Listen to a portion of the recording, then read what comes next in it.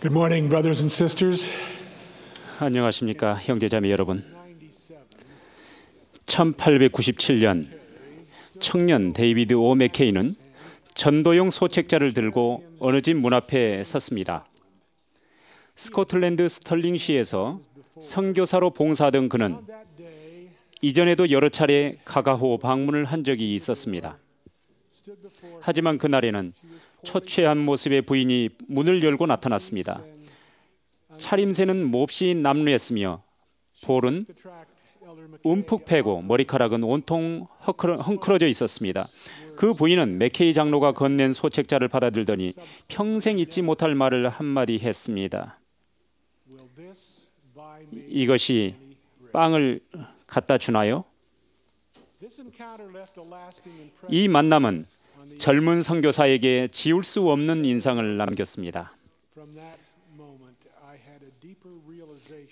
맥케이 장로는 훗날 이렇게 기록했습니다. 그 순간부터 나는 예수 그리스도 교회는 인간의 현세적 구원에 관심을 두어야 하고 또 그러고 있다는 점을 깊이 깨달았다. 나는 그 문을 나서면서 사람과 하나님에 대해 쓰라린 기억만을 갖고 있는 그 부인으로서는 복음 메시지를 받아들일 아무런 여유가 없다고 느꼈다. 그 부인은 물질적인 도움이 절실했으나 내가 알던 바로는 스털링시에는 그런 도움을 줄 만한 단체가 전혀 없었다. 몇십 년이 지난 후 세계는 대공황에 따른 후폭풍으로 신음하고 있었습니다. 그 무렵인 1936년 4월 6일 히버 제이 그랜트 회장과 그분의 보좌였던 제일 루벤 클라크와 데이비드 오 맥케이는 훗날 교회 복지 프로그램으로 알려진 제도를 발표했습니다. 2주 후 멜빈 제이 벨라드 장로가 초대 위원장으로 해롤드 비리 장로가 집행이사로 지명되었습니다.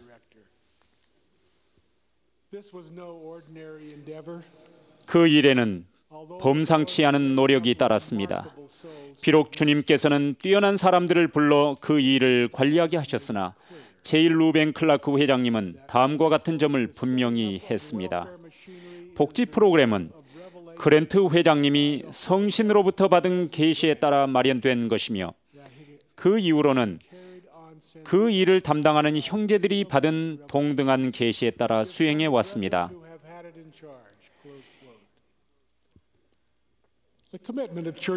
교회 지도자들은 인간의 고통을 덜어주려는 확고부동한 결의를 보입니다. 그랜트 회장님은 아무리 비용이 들더라도 사람들에게 다가가 그들을 돌볼 수 있는 제도를 원했습니다.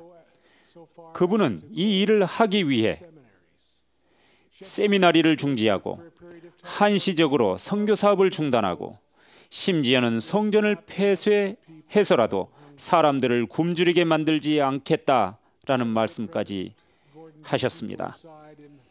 고든비 힌클리 회장님이 니카라과 마나과시에서 19,000명이 넘는 인명을 앗아간 파괴적인 허리케인으로부터 살아남은 1,300여 명의 교회 회원들에게 말씀하실 때 저도 그분 곁에 있었습니다. 그분은 이렇게 말씀했습니다. 교회의 자원이 남아있는 한 우리는 여러분이 굶주리거나 헐벗거나 거할 곳이 없게 내버려 두지 않을 것입니다. 우리는 주님께서 마땅히 해야 한다고 정하신 방법대로 도울 수 있는 일을 다 하겠습니다. 복음의 중심을 둔 이 영감받은 노력에는 뚜렷한 특징이 있는데 그것은 바로 개인의 책임과 자립을 강조한다는 점입니다. 메리온 G. 롬니 회장님은 이렇게 설명하셨습니다. 궁핍한 자들을 도우려는 좋은 의도에서 만들어진 프로그램은 많습니다. 하지만 이런 프로그램의 대다수가 사람들이 스스로를 돕게 한다는 뜻과는 상반되게 그저 사람들을 돕는다는 근시안적인 목적으로 만들어졌습니다. 자립은 검소한 생활과 경제적 자기 훈련을 통해 얻어집니다. 교회는 처음부터 가족은 할 수 있는 한 자신의 현세적 복지를 책임져야 할 필요가 있다고 가르쳤습니다. 각 세대는 자립의 기초가 되는 원리들을 배워야 합니다. 다시 말해, 부채를 피하고 검약을 생활화하며 어려울 때를 대비하고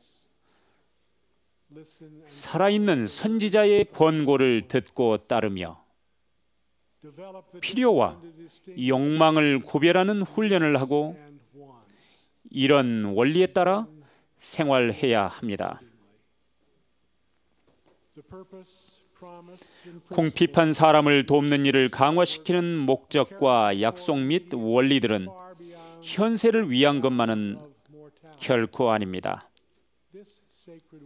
이 성스러운 사업은 고난 중에 있거나 궁핍한 사람만을 이롭게 하고 축복하려는 데에만 국한되지 않습니다. 우리는 하나님의 아들과 딸로서 이 지상에 있는 동안 서로를 돌보는데 온전히 관여하지 않고서는 영생의 충만함을 받을 수 없습니다. 왜냐하면 자신을 희생하고 다른 사람에게 내어주는 자성 과정을 통해 희생과 헌납이라는 해의 왕국의 원리를 배우기 때문입니다.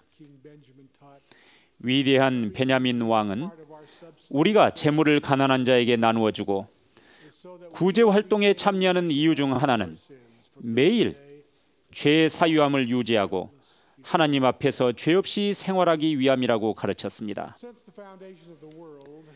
세상이 창조된 이래로 의로운 사람들이 입은 옷의 천은 늘 자선이라는 금실로 짜여졌습니다. 우리는 세상이 평화롭고 지역사회가 번영하기를 염원합니다. 악이 버림받고 선과 정의가 승리하는 인정 많고 덕이 있는 사회가 되기를 기원합니다.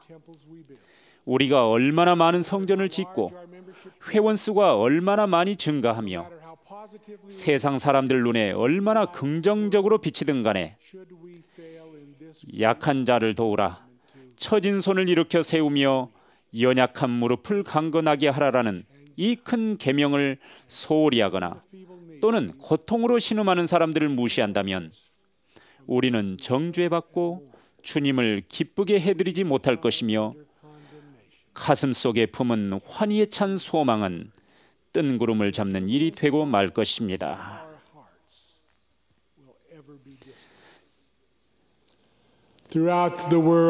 전 세계를 통틀어 2만 7천 명에 이르는 감독님들이 가난한 자의 필요를 돌보기 위해 그들을 찾아 나섭니다. 감독은 헌신적인 상호부조의 회장을 포함한 신권 지도자와 보조조직 지도자들로 구성된 와드 평회의 도움을 받습니다. 그들은 나그네를 구조하기 위해 달려가 고통으로 상처받은 가슴에 향유와 포도주를 붓고 고아의 눈물을 닦아주고 과부의 마음을 기쁘게 할 수 있습니다. 전 세계에 있는 교회 회원과 지도자들의 마음은 이웃을 사랑하고 보살피려는 거룩한 정신과 교리로 감화되고 인도받습니다.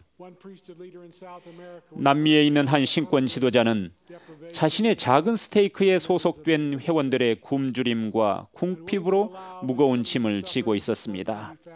그 지도자는 아이들이 배고픔을 겪지 않게 하려고 애쓰던 중 빈 땅을 찾아냈고 땅을 갈고 농작물을 심기 위해 신권 소유자들을 조직하였습니다. 그들은 늙은 말 한 피를 구하여 구식 쟁기를 달아 땅을 갈기 시작했습니다. 하지만 일을 마치기도 전에 불행한 일이 생겨 그 늙은 말이 죽고 말았습니다. 이 신권 형제들은 형제 자매들이 굶주림으로 고통받지 않게 하려고 낡은 쟁기를 자신의 등에 붙들어 메고 거친 땅을 갈아 나갔습니다. 그들은 형제 자매들의 고통과 짐을 덜어주기 위해 문자 그대로 스스로 멍에를 맨 것입니다. 곤궁에 처한 사람들을 돕겠다는 결의를 보인 한 사건이 제 가족 역사에도 있었습니다. 윌리와 마틴 선술의 부대에 대해 그리고 그 충실한 개척자들이 서부로 가는 노정에서 춥고 혹독한 겨울을 견뎌내는 동안 어떻게 고통받고 죽어갔는지 많이 들으셨을 것입니다. 제 고조부이셨던 로버트 테일러 버튼은 프리감령으로부터 말을 타고 가서 그 소중하고 절망에 처한 성도들을 구조하라는 부탁을 받은 분들 가운데 한 분이었습니다. 그때 상황에 대해 고조 할아버지는 일지에 이렇게 썼습니다. 눈이 깊이 쌓였고 무척 추웠다. 너무 추워서 움직일 수조차 없었다. 온도계가 영하 24도를 가리킬 만큼 추워서 사람들은 여행할 수 없었다. 오도 가도 못하던 성도들에게 구조품을 나눠주고 할 수 있는 일을 다 해봤지만 여러 사람이 쓰러져 길가에 묻혔다. 구조된 성도들이 에코우 캐년을 따라 여행을 계속하는 동안 마차 몇 대가 출산을 돕기 위해 멈춰섰으며 이윽고 한 여자 아기가 태어났습니다. 할아버지는 젊은 산모가 갓난아이 아기에게 덮어줄 옷을 충분히 갖고 있지 않다는 것을 알았습니다. 살을 내는 추위 속에서도 제 고조 할아버지는 집에서 만든 입고 있던 셔츠를 벗어 아이에게 덮어주라고 산모에게 주셨습니다. 그 아이에게는 자신이 태어난 곳과 당시 상황을 잊지 말라는 뜻에서 에코 스콰이어스라는 이름이 지어졌습니다. 그 후 할아버지는 교회 감리 감독단의 부름을 받아 30년이 넘게 봉사하셨습니다. 89살이 되었을 때 로버트 테일러 버튼은 즉 제 고조 할아버지는 먼저 눕게 되셨습니다. 할아버지는 온 가족을 침대 곁에 불러 마지막 축복을 주셨습니다. 그분이 남긴 마지막 유언에는 짧지만 심오한 권고가 담겨 있습니다. 가난한 사람에게 친절하거라. 형제자매 여러분, 우리는 교회의 궁핍한 회원들에게 필요한 자선 활동을 조직하고 집행하도록 주님으로부터 부름받은 혁신적인 분들을 존경합니다. 오늘날 수많은 방법으로 때로는 소리 없는 방법으로 가난한 사람에게 친절을 베풀고 줄인 자를 먹이며 벗은 자를 입히고 병든 자를 돌보고 사로잡힌 자를 방문하는 분들을 존경합니다. 이 일이 바로 구주께서 제자들에게 바라시는 성스러운 일입니다. 이 일이 바로 주님께서 이 지상에서 생활하셨을 때 즐겨 하시던 일입니다. 이 일이 바로 주님께서 오늘 우리와 함께 계시다면 행하셨을 일입니다. 75년 전 시작은 초라했으나 인류의 영적 구원과 현세적 구원을 위한 제도가 태동했습니다. 그 이후 전 세계에 있는 수천만 명의 사람들이 이 프로그램을 통해 삶이 향상되는 축복을 누렸습니다. 이 예언적인 복지 계획이 이 교회 역사에서 차지하는 비중은 결코 미미하지 않습니다. 이 원리의 근저에는 우리가 어떤 사람인가 하는 의미가 깔려 있습니다. 복지 계획은 우리가 구주의 제자로서 그리스도이신 예수님의 모범을 어떻게 따르고 있는가 하는 가장 중요한 특징을 나타냅니다. 서로 돕고 가난한 사람에게 친절을 베푸는 일은 성결하게 되는 일이며 하나님 아버지께서 명하신 일입니다. 그분의 자녀들을 축복하고 순화시키며 들어올려주기 위해 성스럽게 계획된 일입니다. 주님께서 선한 사마리아인의 비유를 통해 어떤 율법사에게 주신 권고, 즉 가서 너도 이와 같이 하라라는 권고를 우리가 따를 수 있기를 바랍니다. 이 모든 것을 예수 그리스도 이름으로 간증드립니다. 아멘.